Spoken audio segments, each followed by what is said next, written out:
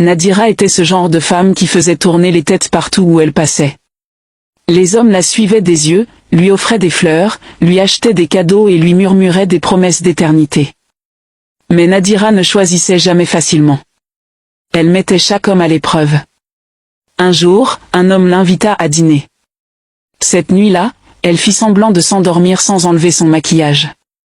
Au matin, il rit et lui dit « Tu n'as pas besoin de tout ce maquillage. Je veux sceller la vraie toi. » Nadira sourit poliment, mais en elle, c'était fini. Elle ne le rappela jamais. Un autre l'invita à se baigner à la plage. Elle refusa, prétendant ne pas aimer l'eau.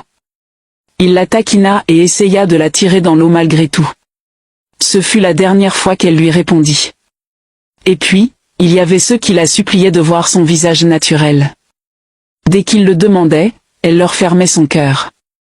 Pour Nadira, une règle était absolue, personne ne devait jamais la voir sans maquillage. Les gens pensaient qu'elle était simplement fière, peut-être un peu vaniteuse. Mais pour elle, son maquillage n'était pas qu'une question de beauté.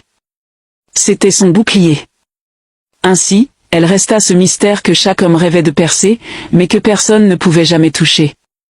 La table de maquillage de Nadira ressemblait à une petite boutique.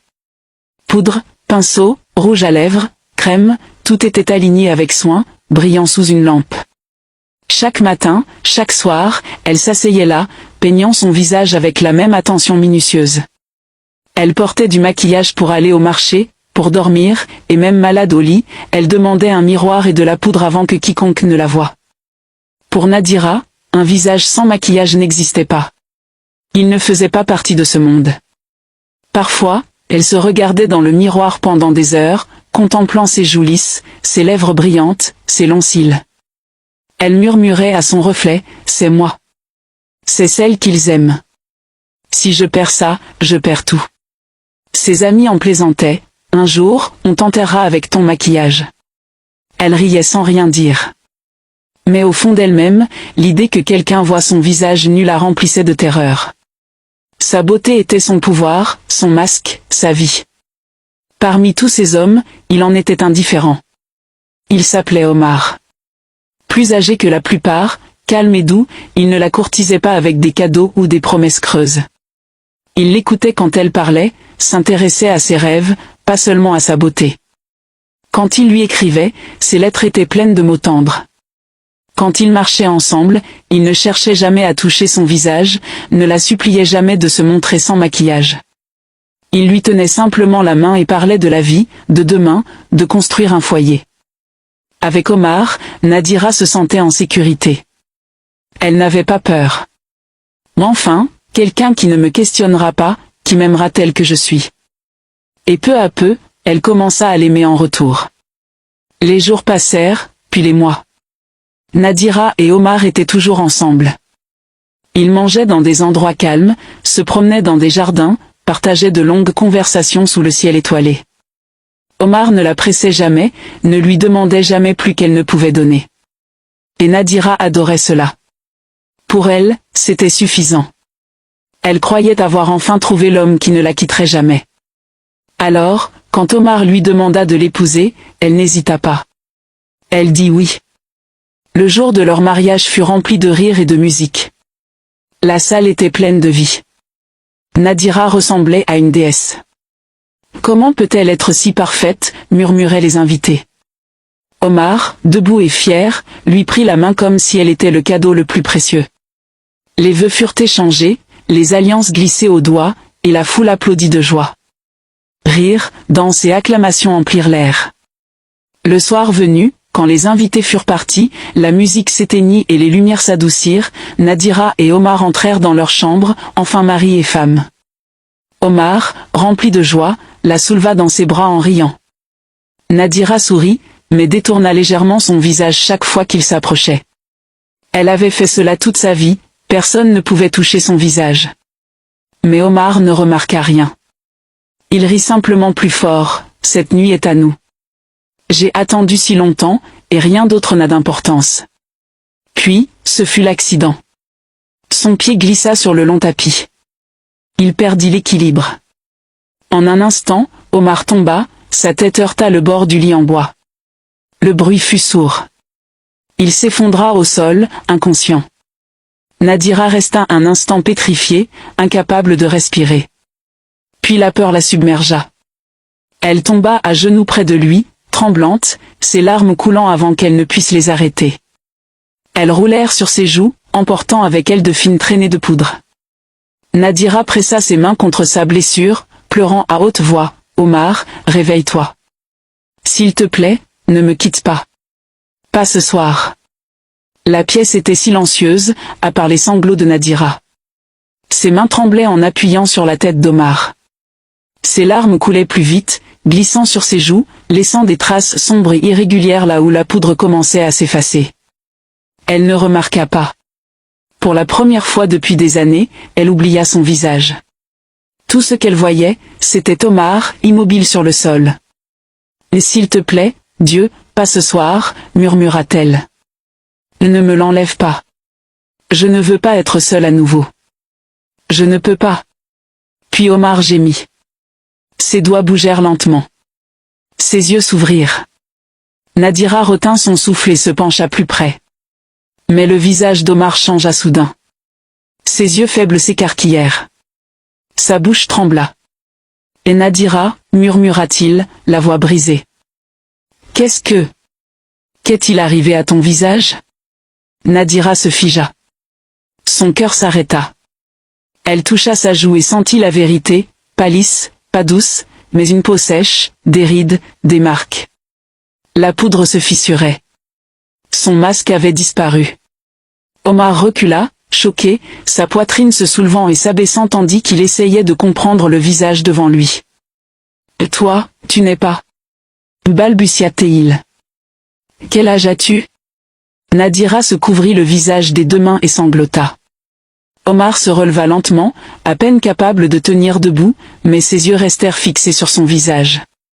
La jeune mariée qu'il avait portée quelques instants plus tôt avait disparu. Devant lui se tenait une vieille femme, la peau ridée, les lèvres tremblantes, le crâne fin et gris là où la poudre s'était effacée. La respiration d'Omar devint rapide et superficielle. Il se pressa contre le mur, comme s'il essayait de s'échapper. Ses yeux se tournèrent vers la porte. « Non, non, non.